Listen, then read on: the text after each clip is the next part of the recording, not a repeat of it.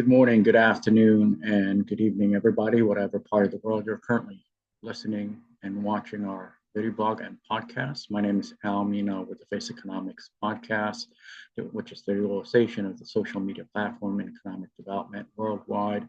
Thank you for joining me on this day, November the 3rd, 2024, just 2 days before our US general election, which is this coming Tuesday on the 5th of November. And I thought I'd get on our microphone and share with you some of my thoughts regarding the upcoming election. So, as many of you know, I have been sharing not only my thoughts as a as an opinion, but I've also shared facts as an actual individual who had interacted with the Biden Harris administration's White House.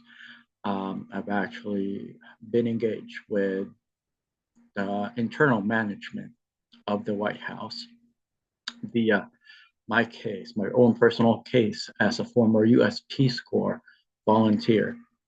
Okay, and I'm speaking from experience, not just an opinion. I'm speaking about my personal experience dealing with the Biden Harris administration and the Democrat led administration of Barack Obama and Mr. Biden.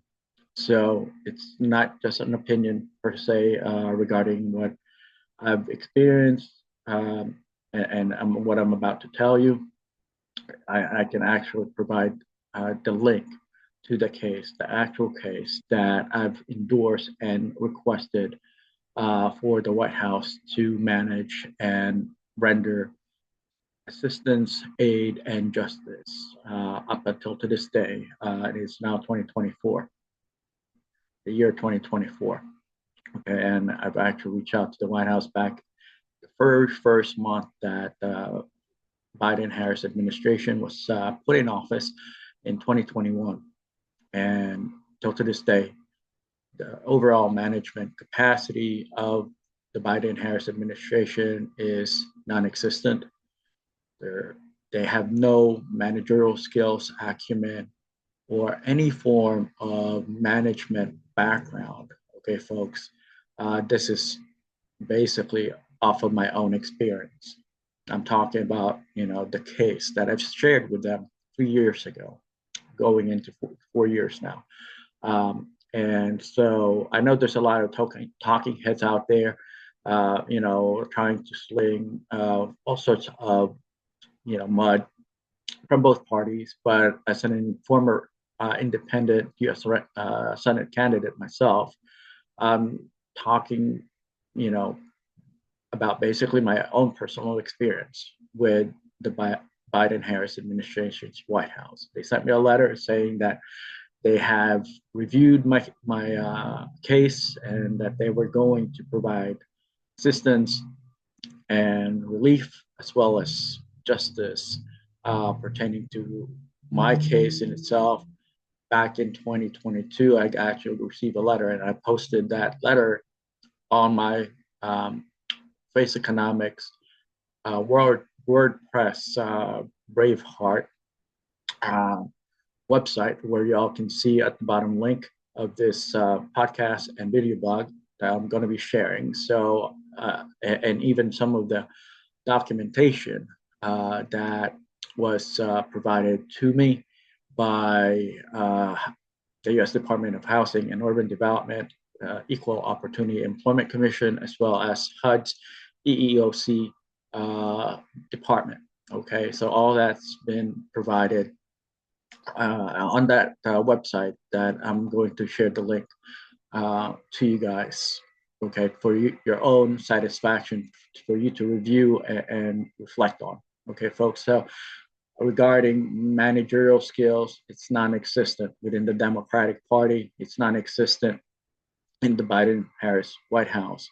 Okay, they sent me a letter that, till to this day, they've yet to, honor and actually provide, the relief, aid, and justice that had been requested from them. I know they're operating using technology quite a bit. They're definitely augmented and developed a higher level of IT management capacity, but it's not themselves that have had the, prior experience, not Biden nor Harris, but the people that they're working with in California, in parts of Silicon Valley, in parts of the tech industry, the social media giants, for example, are all in cahoots. They're basically the apparatus operating basically on behalf of the Democratic Party to um, basically you know skew or silence access uh, to their platform where we can engage and amplify and voice our opinion utilizing the social media giant platform as regular citizens. So imagine, communism back in the days. Perfect example of communism. You know, they silenced the opposition. I heard Steve Bannon just got out of jail. He was one of the most proponent and very vocal, you know, arch enemy basically of the Democratic Party, and he was put in jail for several months because he wanted to basically expose, some of the things that the Democratic Party was engaged in. And most of what the Democratic Party do is unknown. They operate behind, the scenes. You don't really know what exactly they're trying to do because they're using technology, they're using artificial intelligence, they're using the internet, social media platform to basically gain advantage, having upper hand over the population and over the political system in the U.S. As you all know, I'm the concept author of Face Economics, which is directly connected to the social media platform in economic development, capacity building, institutional development. So when I drafted the book, Basic Economics, the whole purpose of, you know, what I was trying to influence the market with was to basically utilize the social media platform to advance in capacity, may it be institutional development, economic development, or smart city development. But unfortunately, the Democratic Party have kind of spun things around and started utilizing social media and utilizing the internet to become a political apparatus, not an economic development apparatus, but a political apparatus. And unfortunately, the heads of these social media giants kind of cowered and gave in, I guess, to the pressure or to whatever it is that the Democrat Party had imposed on them, because they're all based in California, predominantly of them are based in California. So I guess somebody's pulling the strings. Um, but with that said, we're in a very dangerous predisposition right now, especially with the ongoing war in Ukraine. Others, parts of the world are also starting to basically boiled up to the point that they're starting to revolt and they're starting to create a lot of conflicts within their markets and within their society and country. Point,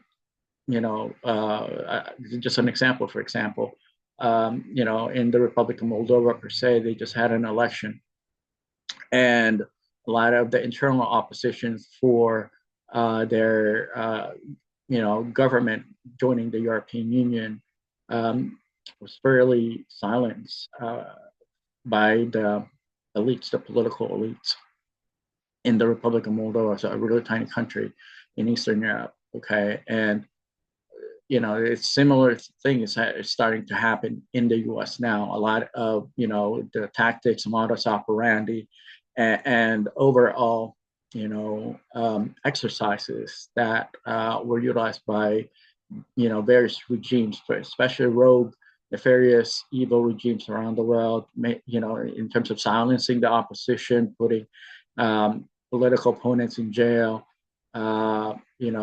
taking away freedoms and marginalizing people.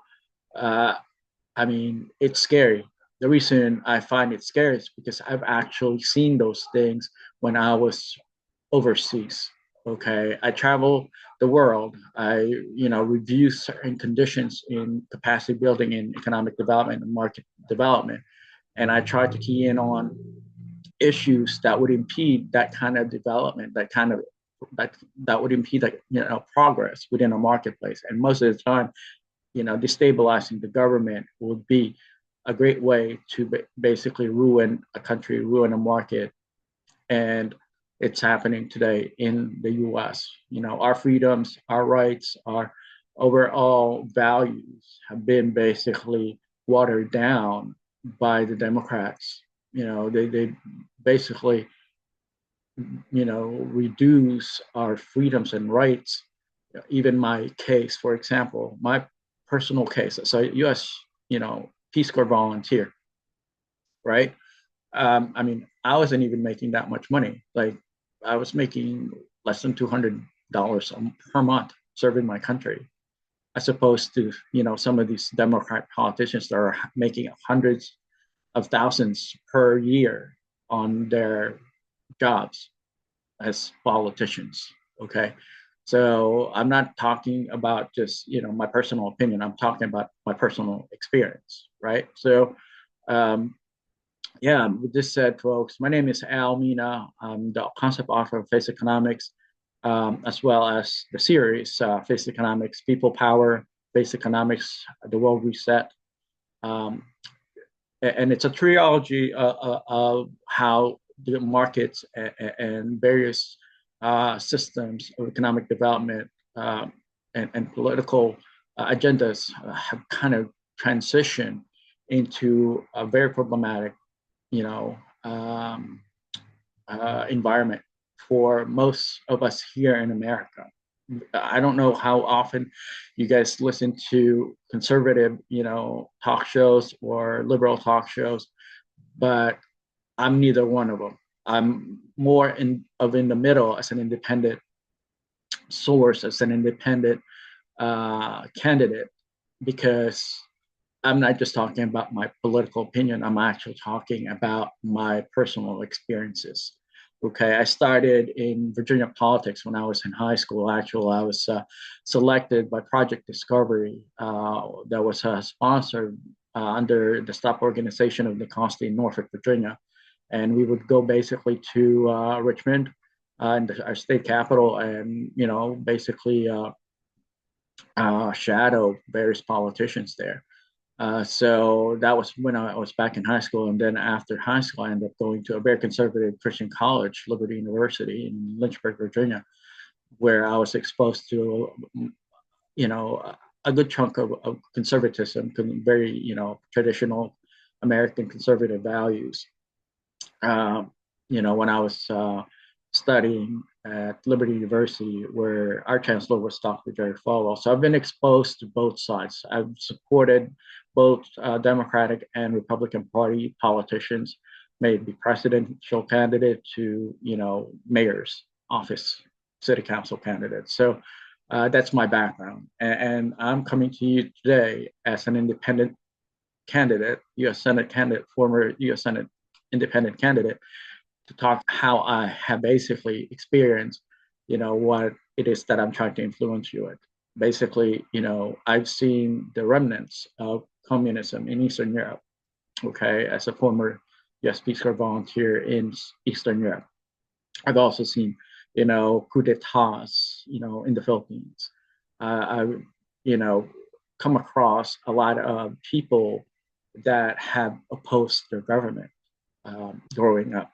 Basically, these are the change makers that I've come across, the ones that were silenced, the ones that didn't get any support from the public, the ones that people thought they are just not, consistent with, the overall norms within a society. The basic, um, you know, brown peg in a square hole type of situation. And then I realized that these people are the ones that are actually changing the world for the best. And these are the people that are actually making a difference and impacting the world as a society worldwide. I just happen to have a different platform, which is in economic development. But I think, an unstable government will definitely uh, ruin capacity building progress within a marketplace. So with that said, my name is Almina. Thank you for listening to my podcast and video blog. Check out some of the stuff that I'm telling you about now. I've basically shared the link to my case and kind of reflect on what I'm talking about, because I want you to actually do your own research. I don't want you to just listen to me and say, okay, I'm just going to blindly follow Mina with what he's talking about. I would like to do the research and start off with the case that I'm sharing with you now. As a former U.S. Peace Corps volunteer making less than $200 per month, serving my country abroad, and then all of a sudden, when I come back to my country, uh, I get discriminated against, and my civil rights is violated, and institutional racism was basically put against me by decision makers at the U.S. Department of Housing and Urban Development. And when I requested assistance from the White House, led by the Biden-Harris administration, didn't get anywhere. Didn't get any help. I didn't get any relief. I didn't get any justice from the Biden-Harris administration till to this day. And it's 2 days till election day, and Ms. Harris is requesting uh, 4 more years as an actual precedent. Okay, and I find that extremely baffling. She even mentioned at one point that she supports reparations. Okay, but yet she won't provide any support to somebody that have been marginalized in our country, somebody that served our country in the U.S. Peace Corps and in the civil service. I find that extremely strange. On top of the length of time that for them to actually provide substantial value in terms of support and assistance regarding my case and justice specifically, but yet they've taken the time to get on all sorts of comedy shows, talk shows, you name it, sports, type of engagement, entertainment in Hollywood type of environment, and endorsements from celebrities. Okay, folks, if you want to be a civil service, person, if you really want to serve the community, if you really want to serve the public, just the regular people of this country that are taxpayers, you need to actually provide services to them. You not just do the lip service, thinking that they would want to, support you and vote for you. Okay, I know, Kamala Harris is well known throughout Hollywood. She started in Hollywood and she dated Hollywood celebrities, and she got, a whole regime of, you know, uh, entertainers, mostly from because she's from California, obviously. So just, like in the past when they had those blue ribbon committee hearings where some of the celebrities that were going against, politicians during the Vietnam War would basically use their platform and their star power to basically sway the public. But our celebrities then, compared to celebrities today, are extremely different. They come from a very different school of thought, and most of our celebrities today are no subject matter experts regarding, politics, regarding economics. Most of them didn't even finish high school, so very little have had, uh, formal education. I wouldn't say our U.S. education is the very best today. I wouldn't say that we're top notch as we used to be, but I wouldn't bank on celebrity opinion, not Whoopi Goldberg's opinion, not J Lo's opinion, not you know any well-known celebrity stars that are not in a position to provide an opinion. Okay, I don't have any respect for their opinions. I have respect for people that have actually experienced and worked and labor to better our country, not just becoming an actor, being in front of a camera and singing and all of a sudden they become superstars because they had a one-hit wonder. You know, it's just um, not something that I care much for. Okay, I mean, read my books, folks. Face Economics, like it. You know, the utilization of the social media platform, economic development, or Face Economic People Power, or Face Economic World Reset. Read my books, and it's written to serve some, people that are regular people. It's meant to be a position to basically give you guys a balance, interpretation, and idea of the changes in the global marketplace, in the local marketplace, and the political landscapes of various democracies in the Western Hemisphere. I've also talked about, some conditions that are happening in the Eastern, countries, the Asian countries, as well as how social media is basically being utilized very efficiently and effectively in those markets because they're not using their social media platform to become celebrities, to become, one-hit wonders, to be an overnight sensations. Most of the Eastern countries in Asia and Eastern European countries are using their social media platform to build their business capacity, become entrepreneurs, and that's what's happening in emerging and frontier markets worldwide. So check out Face Economics, like it, or just Google our Face Economics TV and follow our podcast. This isn't really what I studied when I was in college. Mass communication or journalism was not what I majored in. I actually started off as a computer science major, and then I transitioned into international business economics, finance and accounting kind of environment in college, and then I ended up working for the government. And so I had no intention to become a politician, even though I was very interested in politics early on in high school. Just kind of happened by accident that I got so inundated with a lot of political concepts and met various political figures throughout the world and in the U.S. But I thought I served my country once again by exposing the corruption and very nefarious, very un-American activities that are being deployed by the Democrat Party. Okay, I've been a Democrat actually for many years. I decided to leave the party when I noticed that their objective, their mission, and the vision of the Democratic Party is definitely not what not I thought it would continue to be.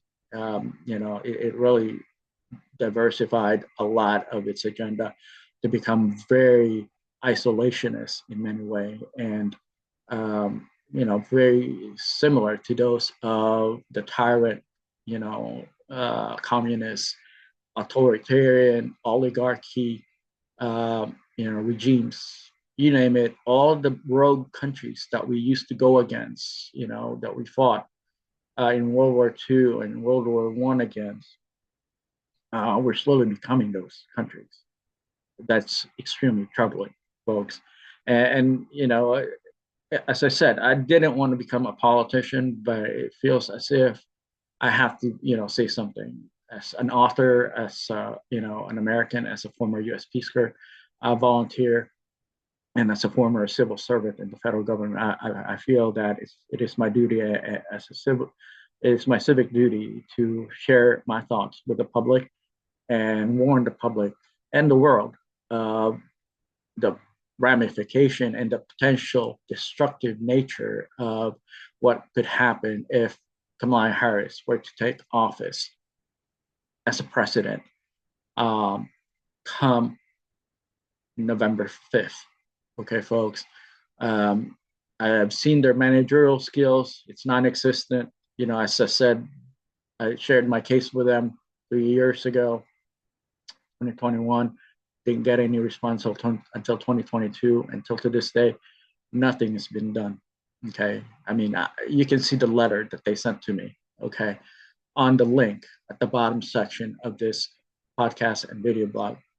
With this, folks, thank you so much for your time. My name is Al Mina. I'm the Face Economics concept author, the utilization of the social media platform in economic development. Thank you for your time. Have a wonderful rest of your weekend. Take care. Bye bye.